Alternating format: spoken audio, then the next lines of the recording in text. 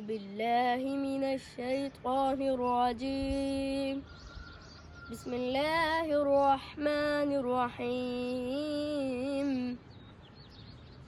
وقال الملأ الذين استكبروا من قومه لنخرجنك يا شعيب والذين آمنوا معك من قريتنا أو لتعودن في ملتنا.